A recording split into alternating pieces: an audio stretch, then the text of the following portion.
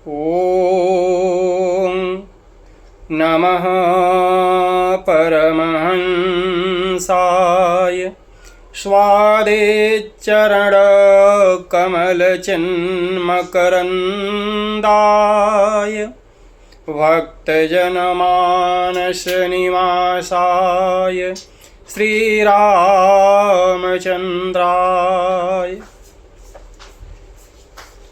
सनातन धर्म प्रेमी बंधुओं, आइए धर्म चर्चा श्रवण करते हुए सुनते हैं।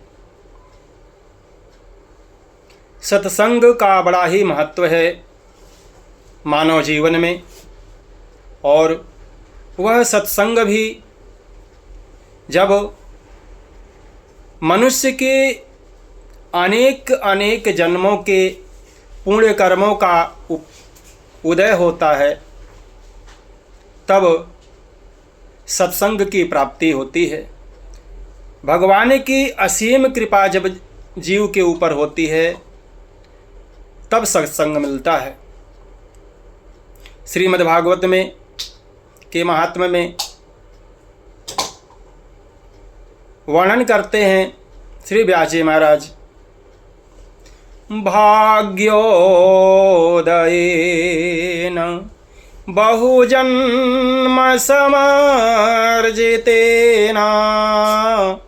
सत्संगमं च पुरुषो लभते यदा वै अज्ञानहेतु कृतमोहमदान्धकार नाशं विधाय तदोदयते विवेकः। बहुजन्म समर्जित पुण्य कर्म, अनेक अनेक जन्मों के इकट्ठे किए हुए पुण्य कर्मों का जब उदय होता है, तो भाग्य का उदय होने के साथ सत्संग की प्राप्ति होती है। और मनुष्य को जब सत्संग मिलता है, तो उस सत्संग के फलस्वरूप क्या होता है कि जो अज्ञान का कारण है, जिस कारण से अज्ञान मनुष्य को उत्पन्न हुआ है, काम क्रोध मोह लोभ मद मत्सर, उनका नाश हो जाता है। नाशम विधाय, उस मोह मद रूपी अंधकार का नाश सत्संग से हो करके और विवेक का उदय होता है। तदोदयते विवेकः, विवेक का उदय होता है। और भगवान की असीम कृपा से जब प्रभु कृपा करते हैं, तब सत्संग की प्राप्ति होती है। बिनु श्री गोस्वामी जी महाराज लिखते हैं अपने श्री रामचरितमानस में, बिनु सत्संग विवेक न होई, बिनु सत्संग विवेक न होई,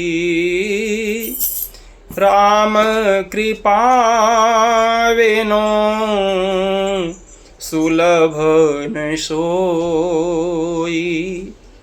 बिना सत्संग के बिना मनुष्य को विवेक ज्ञान नहीं उत्पन्न होता है, और वह सत्संग की प्राप्ति भगवत कृपा से, प्रभु कृपा से, भगवान कृपा के बिना नहीं प्राप्त हो सकती।